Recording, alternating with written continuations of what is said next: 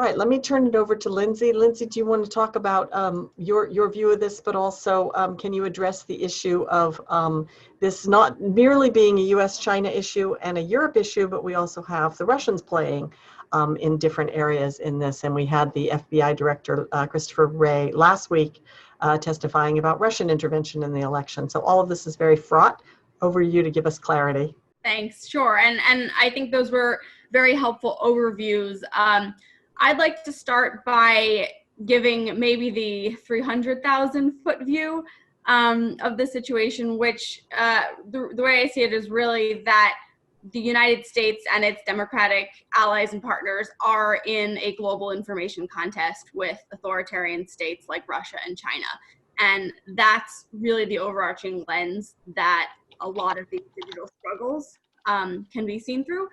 And this is a fundamental difference in the way democracies and autocracies handle and process information.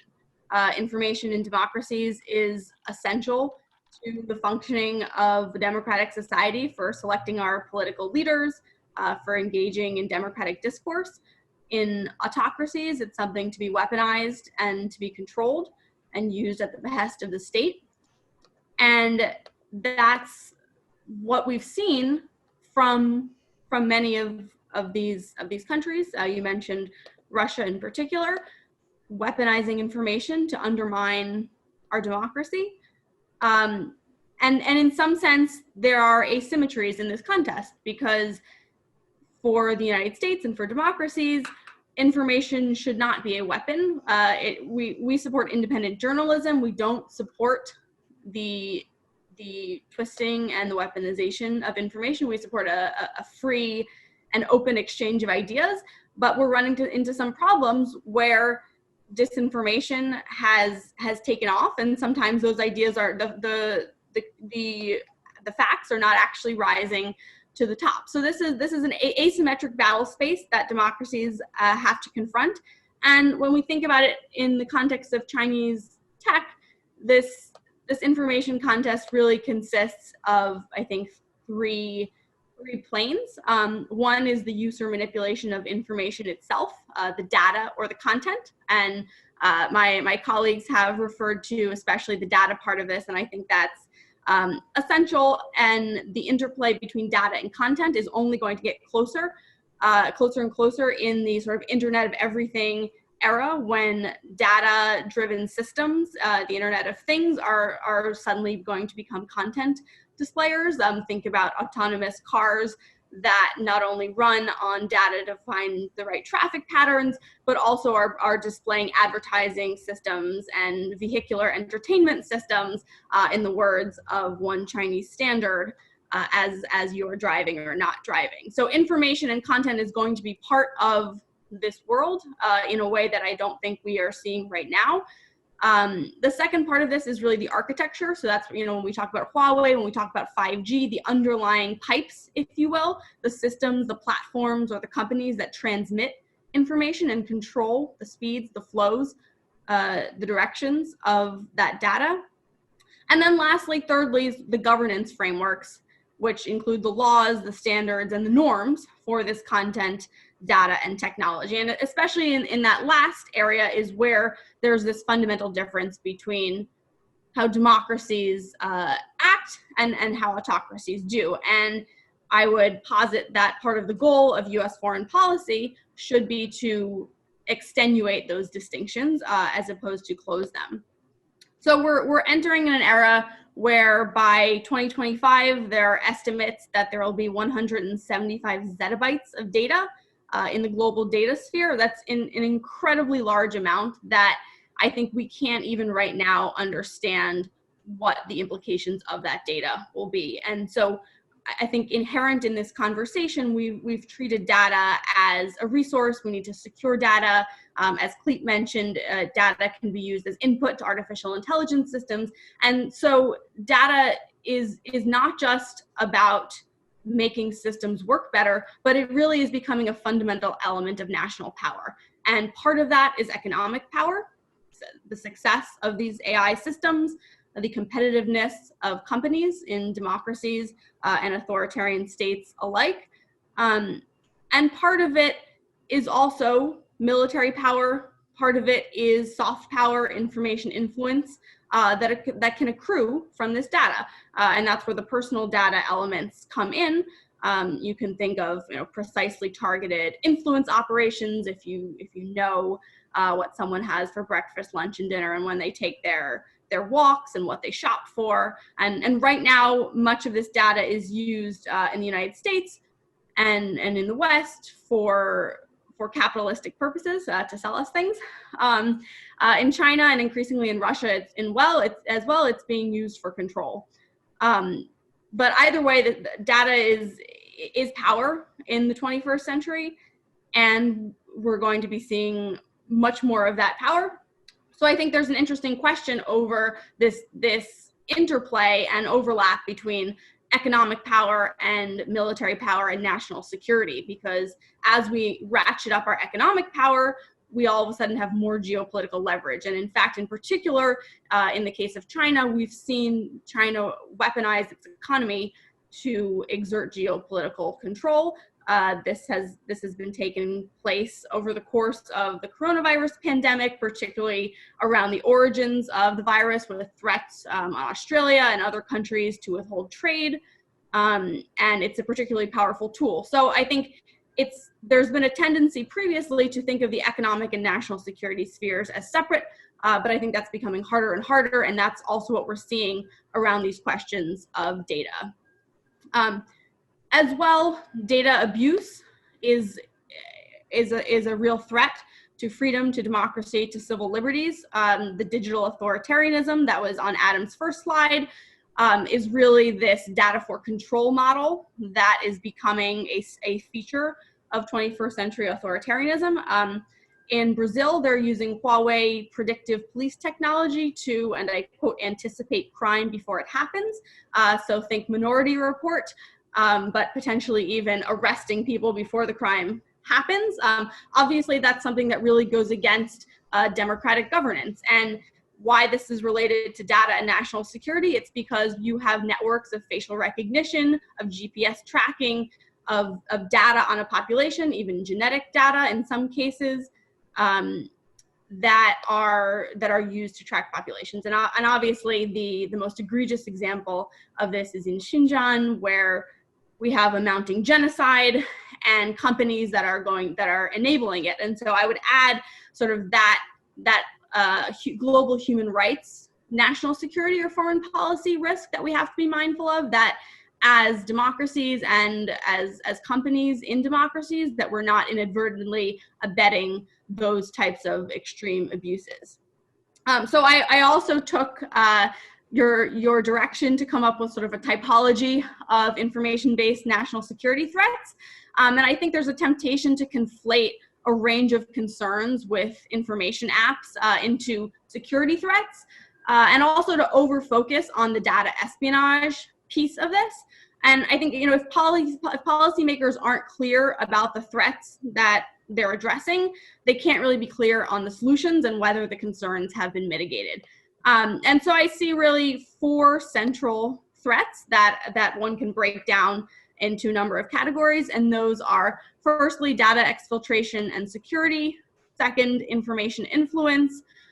Third, infrastructural influence. And fourth, global human rights. And so in that first bucket of data exfiltration and security, I think the questions, when we have a data security question, I mean, there's so much data that's being collected at any given moment in an information app like TikTok or WeChat, or in your web browser or your phone, across a number of apps that are both US based, that are Chinese, that are European based. We're in the business model of data these days, so that's pretty much inescapable. But so when you're evaluating, is this data security question really a national security threat, and what do I need to be concerned about? I think the first question is, what type of data are you looking at? Is this personal data? Is this corporate data? Is this national security relevant data? The national security concerns for a person in a position of public trust or holding a security clearance or in a national security relevant position are going to be slightly different from the average citizen. That doesn't mean that there aren't concerns in both cases. But if you're a holder of a US security clearance, then what you're worried about is data exfiltration from your devices, you're worried about blackmail, you're worried about national security sensitive information being exfiltrated out to a foreign power that may or may not be friendly to the United States, or apply this to any country that you may be in. Now, I mean, if you're the average person, though, you say, well, I don't really care who has all my data. Google and Apple, they all have it anyway, and that's probably true. Oh, and by the way, you know, the Equifax hack probably got a bunch more, and if everyone has my data anyway, what's the big deal about that? And so there, the concern isn't so much the direct blackmail consideration that you as an individual are going to be somehow surrendering sensitive US government information that you probably don't have yourself. But really, I think there's sort of an influence concern and also a censorship concern there with sort of the average American or the average citizen. If you imagine there are, you know, so many sort of creative scenarios that you can imagine, but I mean, taking health data, I think, as a particular example, because it's one that has long been protected with privacy, with HIPAA. There are reasons that citizens care about protecting sensitive personal information, applying for jobs, their personal reputations, you name it. And it's not so much that the Chinese government will necessarily blackmail you with that information into somehow stealing classified information, but what if every time you post something about Xinjiang or something counter to the Chinese government, you get a little warning that says, well, by the way, we have this information on you.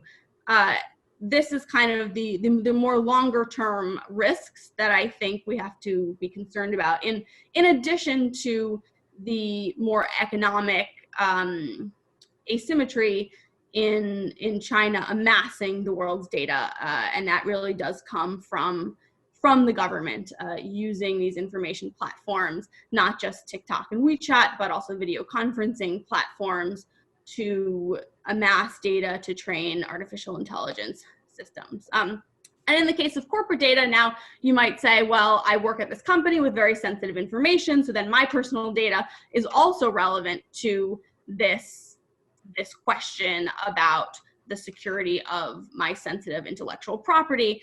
And certainly on the corporate data level, the United States and many democracies are really being hit hard by Chinese intellectual property theft. The American Commission on IP Theft has estimated that trade secret theft costs between 1% and 3% of the United States GDP, meaning that's a cost of $18 trillion to the U.S. economy. The cost of the $18 trillion U.S. economy is between 180 billion and 540 billion per year. And China is the world's worst IP infringer, and accounts for approximately 80% of the cases that the Department of Justice has brought, the National Security Division has brought since 2012. And I bet that statistic is even higher now, given the recent indictments that have come down over the last couple of months. So the corporate data is another angle of this when you're asking the question of what type of data. I think the second question you have to ask that I alluded to is really whose data? Is this a national security professional?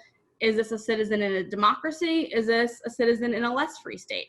The surveillance concerns for a citizen in a democracy and for a citizen outside a democracy are going to be different and should be weighed slightly differently depending on where you are. And I think that's something that comes into play with WeChat, where many of these users span China and the United States, and there are concerning linkages that some may be subject to less democratic civil liberties protections.